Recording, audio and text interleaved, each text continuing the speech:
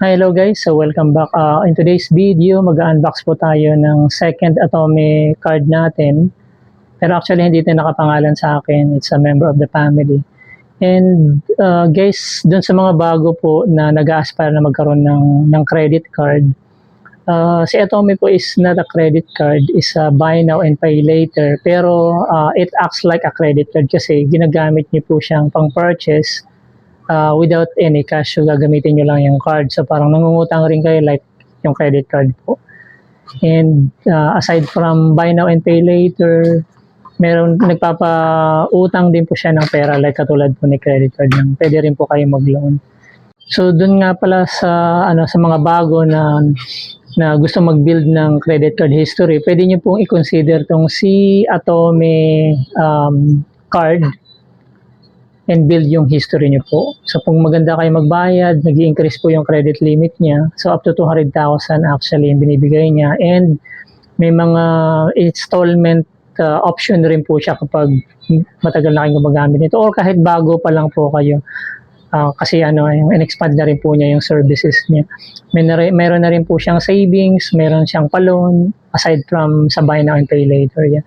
Sa lahat ng nag-accept ng MasterCard sa outside and online po, pwede niyo po siyang gamitin. Up to 40 days pre-interest or interest-free. So up to 40 days yung binibigay niya. And kung hindi niyo po kaya bayaran instantly, pwede niyo pong i-installment po yung nautang niyo po. So ito nga guys, mag-unbox tayo ng bagong Atome card natin sa pakita natin sa next video na yan. So ito nga ay mag-unbox tayo ng dumating na po itong si Atome card natin. So ito yung pangalawang Atome card natin sa member of the family natin. Ayan, so si To Go Express po or To Go Travel po yung carrier po nila or courier nitong si Atome. So kahit yung before po si To Go Travel pa rin. So yan guys, so bubuksan natin yung Atome. Of course, yan yung nila trademark na color, so yellow. May tatlong klase kasi itong ng variant si card niya. So yung isa yung black, tapos yung metallic blue, tsaka yung pink. So yung i-unbox natin dito is yung pink color, medyo feminine kasi feminine po yung may-ari or female po yung may-ari po nito. So yan ang ganda ng color para ng pink. Ayan. So, ang kagandahan nga dito sa card na to guys, yung number niya is nasa likod, tapos yung security, so wala makikita sa harap, so safe kahit makita nila yung harap ng card. And then, mayroon na rin siyang credit limit na 3,500 and initial na 1,000 pesos para doon po sa cash loan. Ayan. So, kung hindi pa kayo po guys, or wala pa kayong ganitong card, pwede po kayong mag-apply. Pwede nyo pong i-click yung link na ilalagay natin sa comments or sa description ng video na ito. Ayan. So, madali lang naman mag-apply guys. So, one ID lang naman. Tsaka, kung mayroon kayong source of income, yun lang po ilalagay po ninyo. Ayan po. Yan, na-unbox na natin yung Atome card natin. So, ito yung Atome card. In addition po guys, dito kay Atome, pwede kayo mag-apply with one valid ID lang po. So, i-upload nyo or i-download nyo lang po yung apps doon sa Play Store. Tapos, ilalagay lang nyo po yung phone number nyo. Tapos, i-fill in nyo lang po yung mga information na kailangan nila. So, dito ang kagandahan ngayon nga, bago nga dito guys sa kay Atome. Unlike before nung nag-apply ako, I guess 3 years back o 2 years back, hindi na matandaan.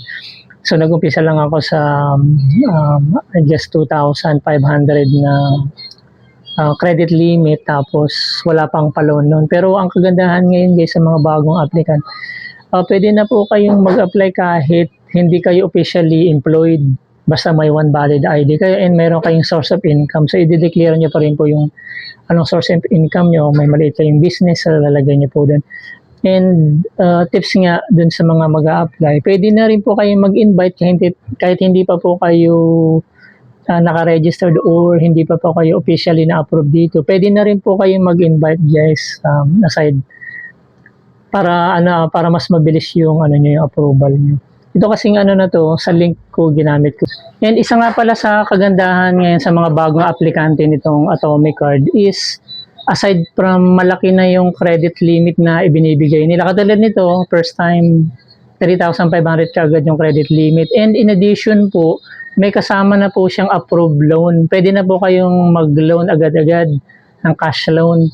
So ito yung pangalawang services na ino-offer ni Atome. Yung cash loan na binigay niya is 1,000 pesos. So doon kayo magbe-base, mag-uumpisa.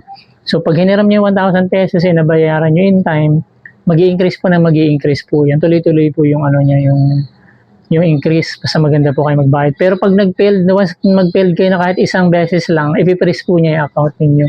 So be careful po, dapat on or before ng due date niya, mabayaran niyo po siya.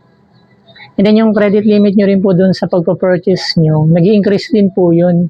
Depende po sa demand. So tinitingnan po nila yung flow, yung cash flow ninyo. So kung parang nagkukulang sa inyo yung credit limit, dadagdagan na yan. In addition po, pwede nyo po siyang gamitin online and pangbayad po ng mga bill payment. Kahit nga yung mga loan po, pwede nyo gamitin ito eh. Halimbawa, loan nyo kay Lazada, loan nyo kay Shopee, pwede nyo pong gamitin itong si Atome. Yun yung kagandahan po. So, in-expand na niya yung services niya. And yung lastly na pinaka-latest niya is, meron na po rin po siyang pa-saving. So, may 3 product na po itong si Atome Card.